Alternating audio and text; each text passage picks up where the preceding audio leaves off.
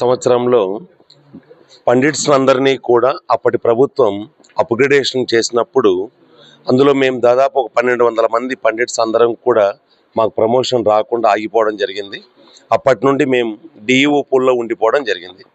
ఆ డిఈఓ పూల్లో ఉన్న తర్వాత మాకంటూ ఒక శాశ్వత స్థానం లేకుండా ఎప్పుడు బదిలీలు జరిగినా కూడా మా ప్రమేయం లేకుండానే మీ అందరం కూడా తప్పనిసరి బదిలీ కావాల్సి వచ్చేటువంటిది.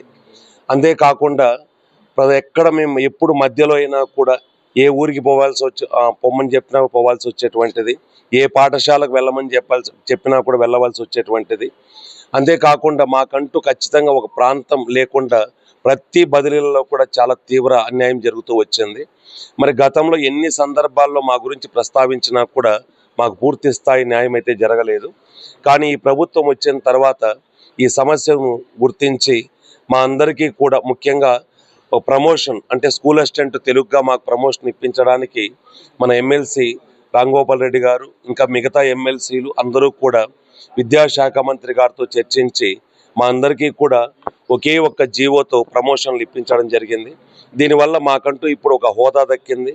అంతేకాకుండా సమాజంలో మాకు ఒక చోట పర్మనెంట్ స్థానం అనేటువంటిది కూడా లభ్యమైంది. కాబట్టి మా చిరకాల కోరిక అనేటువంటిది నెరవేరింది. దీనికోసం దాదాపు మేము 6 సంవత్సరాల పాటు సుదీర్ఘమైనటువంటి పోరాటాలు చేయాల్సి వచ్చింది.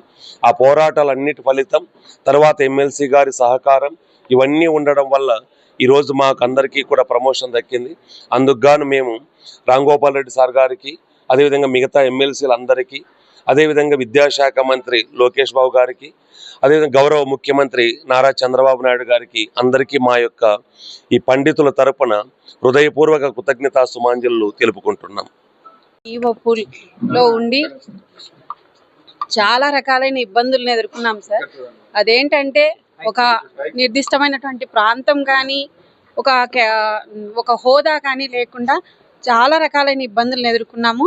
అయితే ఈ ప్రభుత్వం వచ్చిన తర్వాత మన ఎమ్మెల్సీ గారైనటువంటి రాంగోపాల్ రెడ్డి సార్ గారు, అలాగే మిగతా ఎమ్మెల్సీల యొక్క సహకారంతో, మన విద్యాశాఖ మంత్రి లోకేష్ బాబు గారి సహకారంతో, అలాగే మన యొక్క గౌరవ ముఖ్యమంత్రి గారైనటువంటి నారా చంద్రబాబు నాయుడు గారి సహకారంతో మేము ఈరోజు ఒక ఉన్నతమైన హోదా, స్కూల్ అసిస్టెంట్ అనేటువంటి హోదాను పొందాము.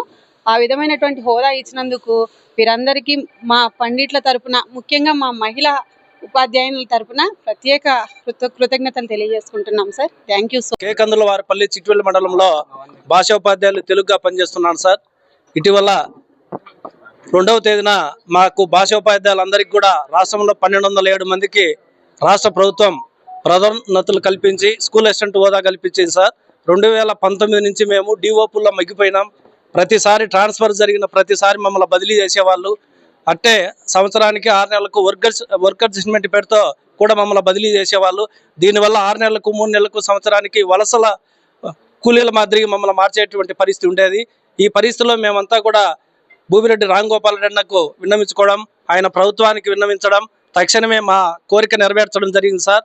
దీనివల్ల భాషా ఉపాధ్యాయులు రాష్ట్రంలో 1207 మంది లబ్ధి చేకూరింది ఈ ప్రభుత్వం వల్ల. ఈ ప్రభుత్వానికి భాషా ఉపాధ్యాయుల తరపున కృతజ్ఞతలు తెలియజేసుకుంటున్నాం సార్. అదేవిధంగా నిన్న కూడా దీపావళికి కానుకగా ఒక డిఏ కూడా మంజూరు చేశారు సార్. దానికి కూడా మేము ప్రభుత్వానికి కృతజ్ఞతలు తెలియజేసుకుంటున్నాం సార్. Thank you sir.